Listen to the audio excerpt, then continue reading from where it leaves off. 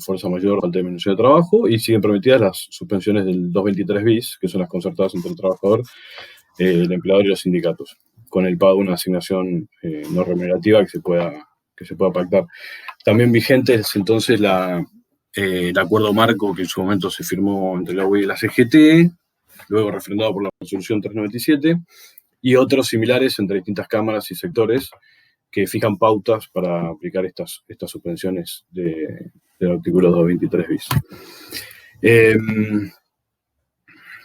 Por otro lado, tenemos la ATP6, que según informó ANSES, ayer empezó a hacer los pagos. No sé si alguno de los que está aquí presente está recibiendo esta etapa del programa. Ayer empezó los pagos y hoy finalizaba la fecha para inscribirse a la ATP6.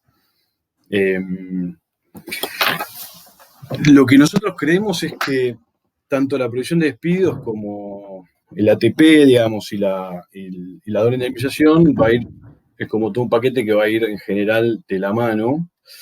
Y lo entiendo yo que mientras dure la emergencia, está decretada la emergencia en todo aspecto, económica, social, sanitaria y demás, y en particular a partir del decreto 34 de 19 del 13 de diciembre del año pasado, donde se establece la doble indemnización, la emergencia pública ocupacional. Viendo los últimos índices de desocupación, donde aumentó de, si no me equivoco, 10,4 a 13,1 el último trimestre, las condiciones por las cuales se decretó la emergencia pública ocupacional no han variado. De hecho, se han empeorado, digamos. Con lo cual, difícilmente veamos que se pueda levantar cuando vence la última prórroga de la emergencia y de la doble, que es el 13 de diciembre de este año. Recordemos que el 34-19 del 13 de diciembre del año pasado estableció esta emergencia por 180 días y la doble indemnización para los contratos celebrados previo a la entrada en vigencia de ese decreto. Y en junio se hizo una prórroga por otros 180 días, es decir, hasta diciembre de este año, que ratifica que la doble indemnización se aplica a los contratos vigentes previo a la entrada en vigencia del 34-19 del 13 de diciembre del 19. Por último, respecto a la prohibición de despidos, podemos recordar que las últimas dos prórrogas, la 761 del 23 de septiembre y la anterior, la 624 del 28 de julio, incluyeron el artículo 5 que refiere que no es aplicable a las contrataciones que se habían celebradas con posterioridad a la entrada en vigencia de estos dos decretos, porque las dos primeras, sobre la prohibición de despidos, nada decían al respecto, con lo cual se aplicaba a todas las contrataciones. Ahora, digamos que en definitiva las contrataciones efectuadas luego del 29 de julio quedan fuera de la prohibición. Siguen vigentes las modalidades que ya conocemos para poder, desvincular legalmente, ya sea los contratos a plazo fijo, los contratos eventuales cuando finaliza la eventualidad dentro de este periodo. A esta altura ya con estas dos últimas prórrogas, el plazo fijo prácticamente a los contratos que hayan empezado desde el fin de julio hasta hoy, que les quedaría un mes de vencimiento del plazo fijo, ya se pueden hacer, digamos, sin ninguna duda, porque en su momento los contratos de plazo fijo hubo algunos fallos que los consideraban dentro de las prohibiciones, a pesar de que nosotros consideramos que no era una extinción por despido, sino que se trata de una extinción del contrato, como dice el 92 bis, con lo cual no estaban alcanzadas. Hubo otros fallos a favor de esta postura también, en su momento fue discutido. Pero con el paso del tiempo y el breve plazo de 3 meses del contrato a prueba, hace que ya a esta altura, digamos, pierda la duda. Ezequiel, te interrumpo un segundo. Sobre este tema. Aquellos que, si no pudieron concurrir, esta misma semana se dio un curso en el estudio sobre desvinculaciones, sobre alternativas, sobre también la prohibición de despido. Yo ahí les voy a dejar el link al canal de YouTube del estudio, donde en los próximos días vamos a estar agregando esta charla si les interesa este tema. Listo, te dejo continuar. No, bueno, en definitiva, las novedades referidas a que en su momento, al principio de la pandemia, teníamos permanentemente, ahora, como verán, son más espaciadas, no van modificándose tanto las condiciones en el medio, con lo cual mucha más novedad al respecto no hay. Bueno, Fe, yo iba a comentar después algo sobre el fallo de la Corte sobre las vinculaciones de mutuo acuerdo. Me pareció Claro, interesante, pero está bien. no sé si quiere alguien va a hacer una pregunta en este momento sobre estos puntos que estuvimos charlando. Si querés, comentalo y vamos viendo. Ahí saben que para hacer las preguntas pueden escribirla directamente en el chat o bien levantar la mano virtualmente. Si querés, comentalo como para ver si Bueno, alguien está interesado con ese tema. bueno, no sé si habrán tenido oportunidad de ver, pero un fallo de la Corte que no tiene nada que ver con el Persaltum y el tema de la Corte del momento que está en los diarios permanentemente. A veces la Corte parece que está ahí quieta, que es lenta y no pasa nada, y a veces saca fallos, no digo políticos, pero que sí tienen que ver con el contexto, ¿no? Y que tienen oportunidad en el contexto actual. Digamos, en el contexto actual de prohibición de despidos, de crisis ocupacional y demás, fijó parámetros o criterios, a mi entender, digamos, creo que nosotros estamos de acuerdo, muy claros, porque se refieren a la letra de la ley puntual, sobre las vinculaciones de mutuo acuerdo, digamos, el fin de las relaciones por mutuo acuerdo del 241 de la LST. Brevemente comento el caso, se trató de una demanda de un trabajador que había firmado un acuerdo de vinculación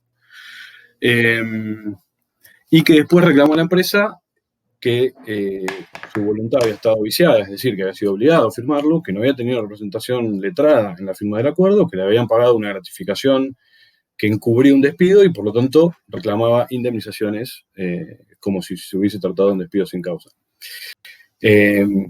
Además, refirió que no había sido homologado este acuerdo, con lo cual no tenía validez. La Cámara convalidó, a pesar de decir que no se logró probar ninguna de los vicios de la voluntad que demostraran que este trabajador había sido obligado, pero entendió que se trató de un despido encubierto y condenó a la empresa a pagar indemnizaciones como si tratara de un despido con causa. Porque no fue homologado por autoridad administrativa o judicial de trabajo. La Corte toma este caso, lo toma a pesar de tratarse de cuestiones de derecho común, digamos, donde la Corte no interviene y en general las rechaza sin más. Toma el caso por la doctrina de la arbitrariedad, por tratarse el fallo de la Cámara de una cuestión totalmente alejada de la letra de la ley y por lo tanto arbitraria.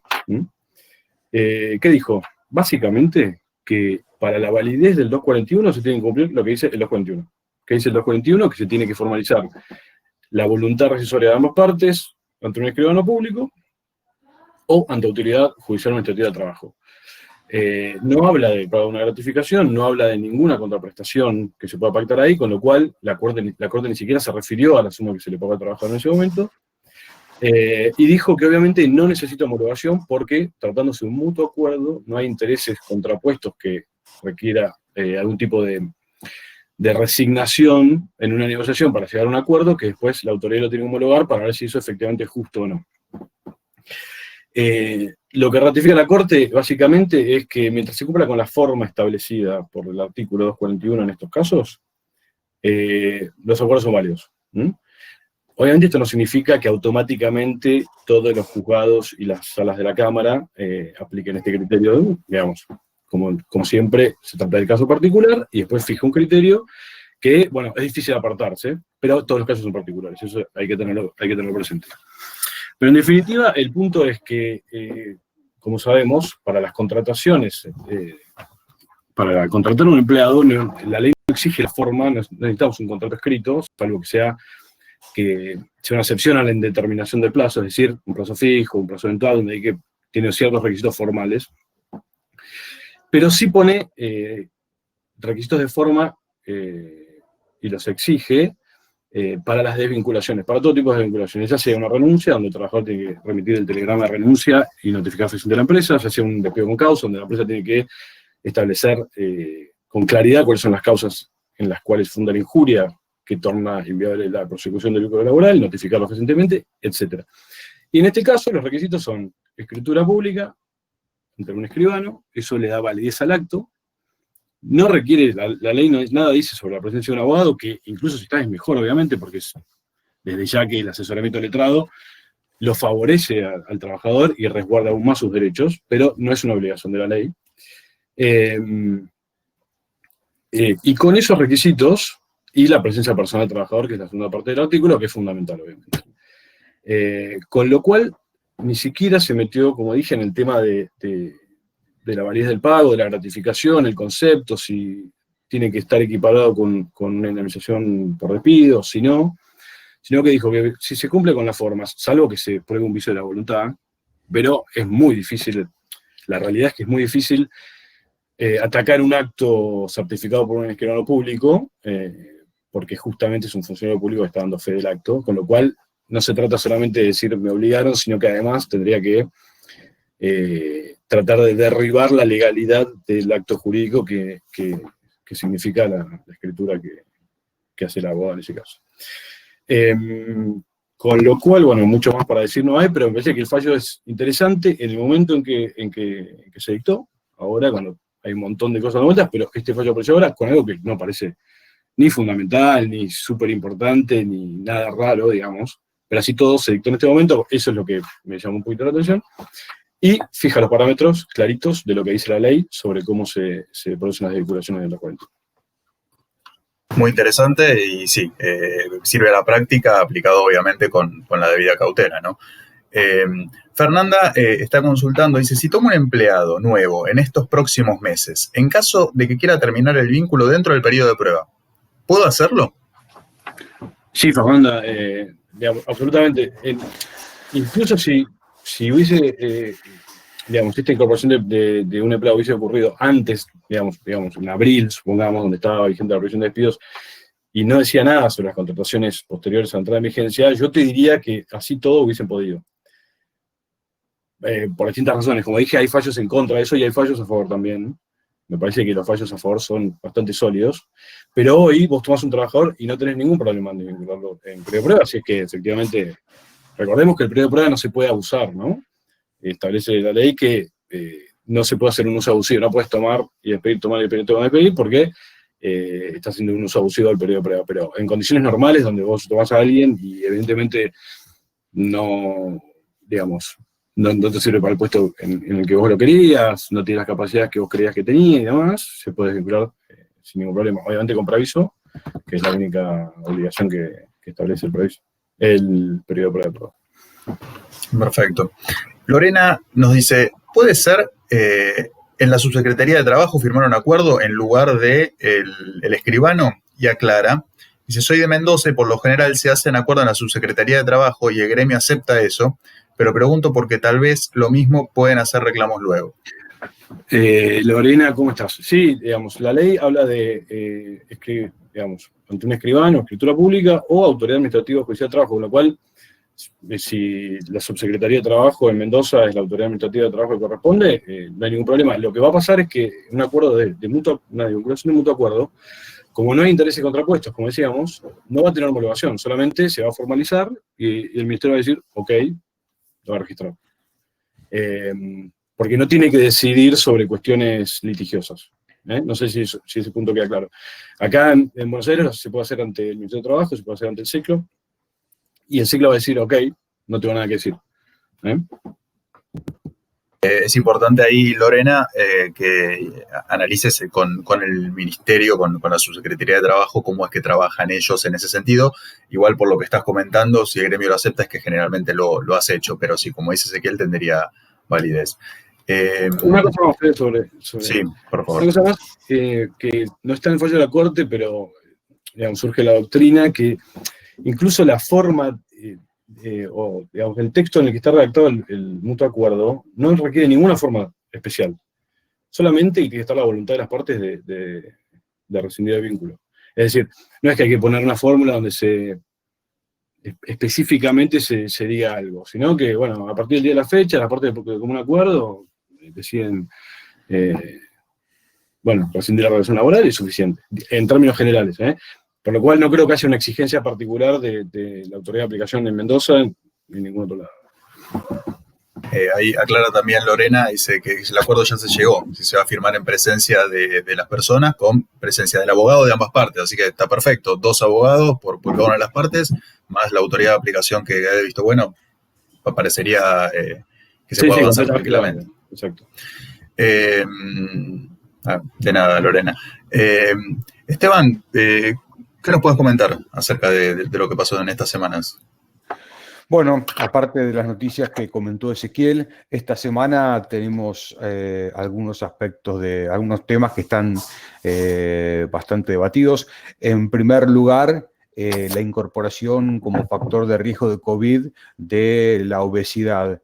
Esto llevó a que la UIA mandara una nota al Ministerio de Trabajo para mayores especificaciones porque entienden ellos que el 60% de la población, por lo menos, puede ser diagnosticada con obesidad, lo que implicaría que el 60% de la población no se encontraría en condiciones de salir de su domicilio, deberían permanecer por ser factores de riesgo, por ser un factor de riesgo. La nota fue enviada en el día de ayer, no obtuvo respuesta. Investigando un poco, la fórmula que se utiliza para determinar la obesidad de una persona se multiplica la altura al cuadrado y se divide el peso de la persona por el resultado de lo anterior, y en base a eso, el resultado, de acuerdo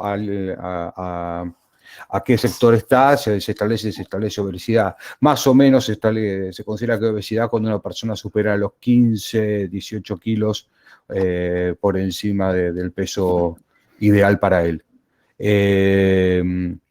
Con lo cual va a ser un problema, vamos a encontrarnos estos días probablemente con muchos empleados que empiecen a justificar inasistencias a las empresas, por lo menos aquellas que no están haciendo teletrabajo, por supuesto, porque estas personas pueden realizar teletrabajo, lo que no pueden es ir a desempeñarse dentro del establecimiento de la empresa. Eso por un lado.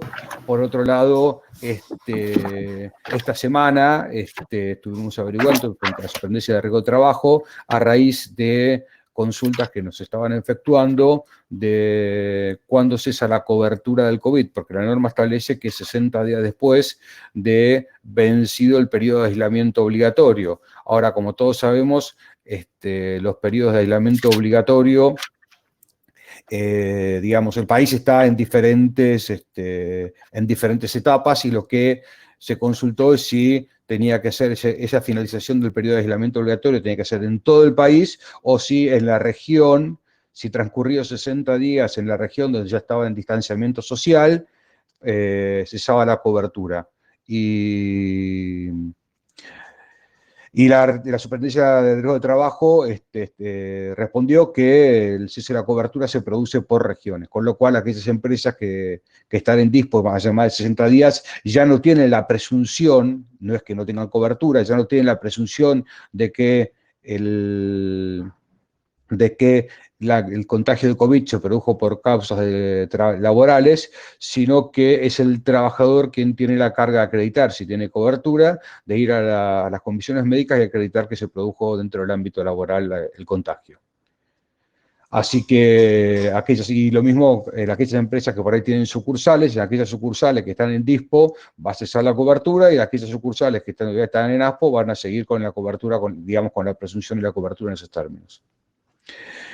Y finalmente, la última novedad, aparte del fallo que comentó Ezequiel, es que la Corte sacó un fallo respecto del alcance que tiene la presunción del despido por presunción de matrimonio dentro de la ley de contrato de trabajo. Parece un tema bastante, o sea, hoy explicado, hoy parece obvio, a veces las cuestiones, este tipo de cuestiones, la justicia es un poco lenta, pero básicamente lo que se discutía es si esta presunción se aplicaba con igual alcance al trabajador varón.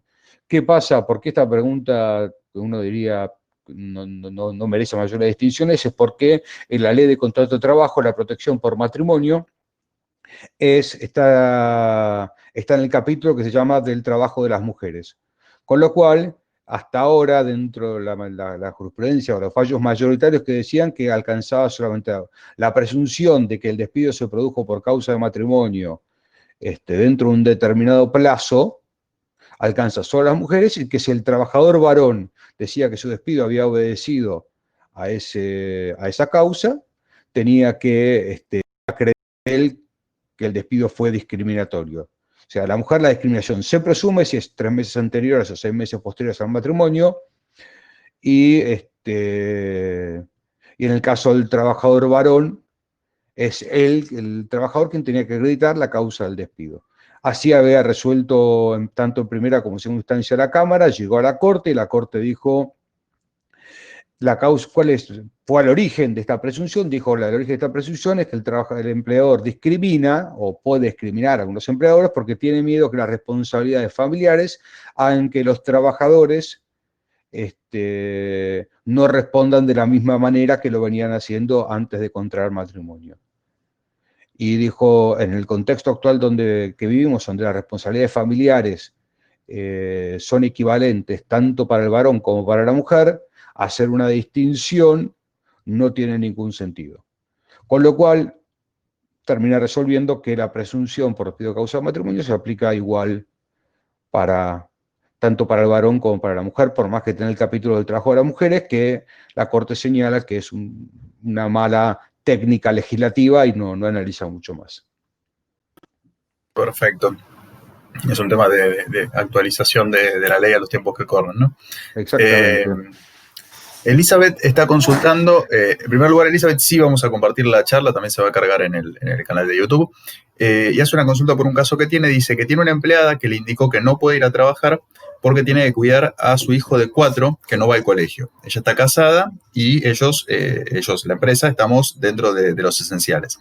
Ella puede estar justificada de no ir a trabajar. Tiene que pedirle alguna constancia que indique que el marido es quien va a trabajar, o puede pedirle que se turne con el marido para cuidar al hijo. Efectivamente, a ver, la ley digamos, a raíz de cuando se empezó la suspensión de las clases como consecuencia de la pandemia, el Ministerio de Trabajo sacó una resolución por lo cual justificaba las ausencias de aquellos empleados que tuvieran que quedarse cuidando a sus hijos. Se hablaba de una persona digamos, una sola persona tenía que quedarse, no es necesario que estuviese en casa que hubiera un patrimonio, que tuvieran los dos. Y esto va a durar mientras dure la suspensión de las clases, con lo cual la resolución sigue vigente. Lo que hacemos, ahora, la resolución permite al empleador poder verificar la veracidad de lo que está diciendo la trabajadora, en este caso, con lo cual, y facultades de control, con lo cual lo que nosotros hacemos en este caso es hacer presentar al trabajador una declaración jurada diciendo que debe permanecer en su domicilio, el cuidado de sus hijos, algún certificado que acredite la escolaridad de sus hijos, y con eso justifica la ausencia. La ley no contempla, o la resolución no contempla en forma alternativa, o sea, que tenga que ser el varón o la mujer, o que tenga que turnarse, o que sea uno que tenga que faltar o el otro.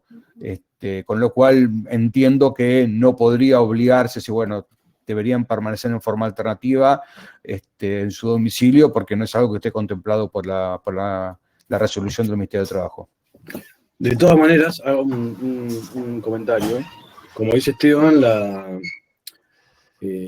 la justificación para no prestar a trabajar en los casos de tener menores a cargo que por la producción de las clases presenciales necesiten que uno de sus padres se quede, alcanza a un progenitor, como dijo Esteban, y tratándose, como veo que Elizabeth dice, que desarrollan una actividad esencial, yo me plantearía la duda de si el otro progenitor es también esencial o no, porque en caso de que sean dos esenciales sí es una situación, digamos, compleja, porque evidentemente los dos tendrían tanto la obligación, digamos, de ir a trabajar, como la de cuidar a sus hijos o su hijo. Pero si tal vez el otro progenitor con el que vive no es... ahí me dice Fernanda que no se escucha. ¿Se escucha lo que digo? Yo te estoy escuchando. Yo sí. Ahí está. Bueno, Elizabeth, sigo con vos, perdón. Después sí, espero que en el video salga para Fernanda. Ahí está, gracias por los comentarios.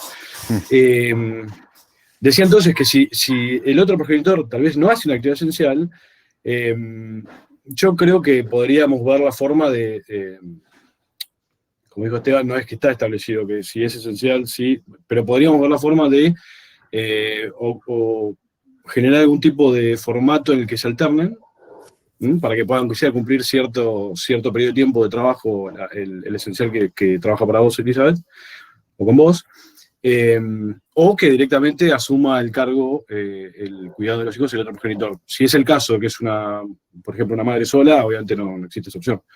Pero sí, está justificada no trabajar, pero viendo el caso, si la pareja progenitor no es esencial, podríamos ver la forma de que se alternen al menos para que pueda, bueno, cumplir con su trabajo, ¿no? Efectivamente, como bien dice Ezequiel, hay actividades esenciales y actividades autorizadas a funcionar.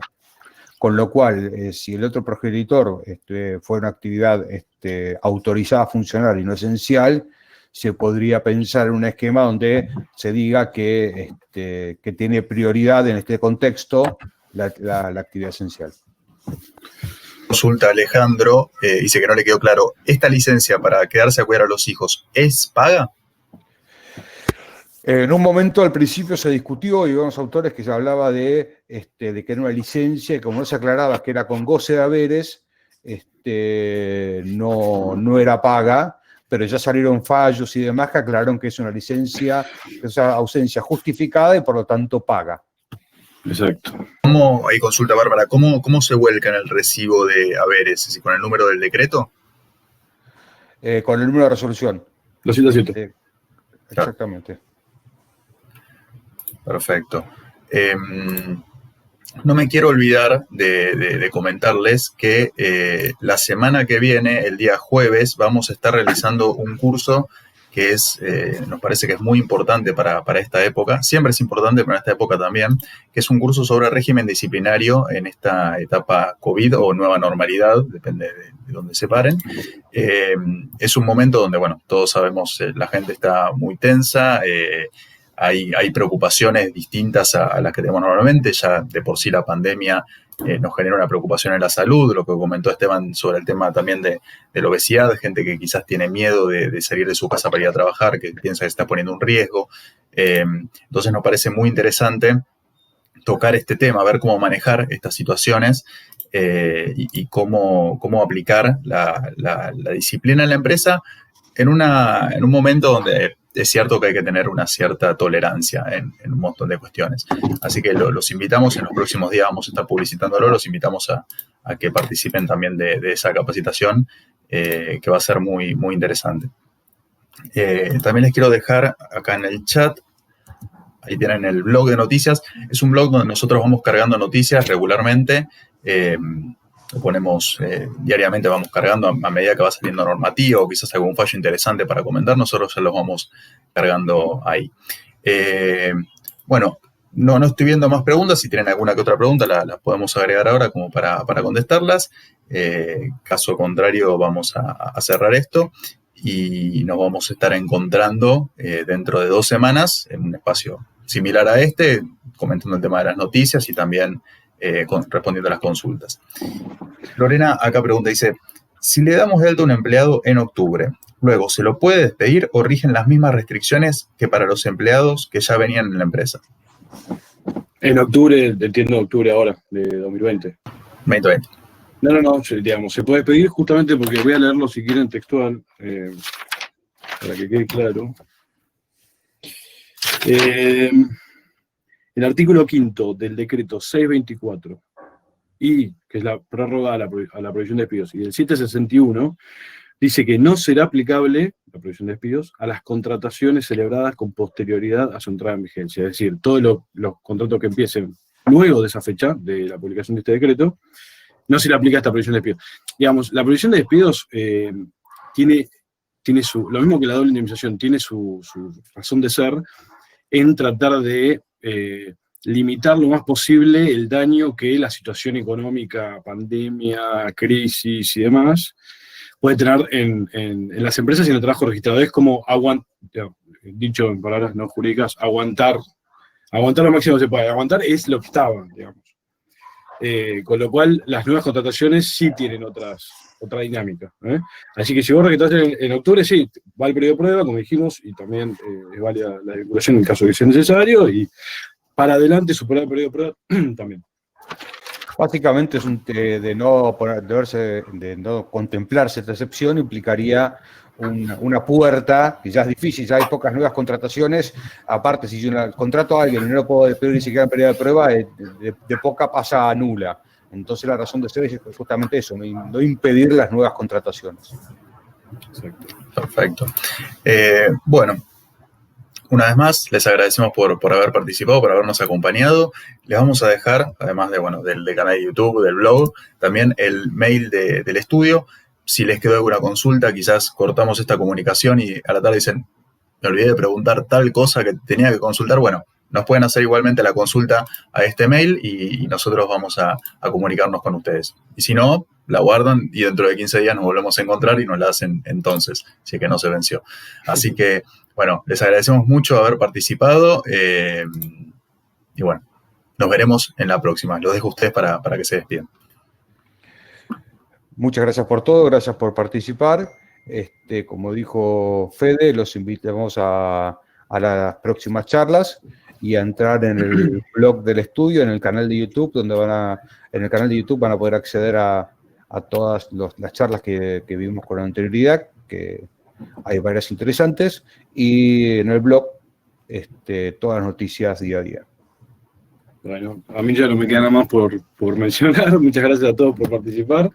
Espero haya sido útil y claro. Y bueno, nos vemos la próxima cuando... ¿Qué es? ¿Qué día, Fede? No me acuerdo. El 16, si no me equivoco. Sí, 16 de octubre. 16 de octubre, de nuevo, bueno, vemos quiénes vamos a participar, pero estamos de nuevo con este espacio. Muchas gracias. Y bueno, como dice Fabián acá, cuídense también. Hasta la próxima. Hasta luego. Hasta luego. Gracias.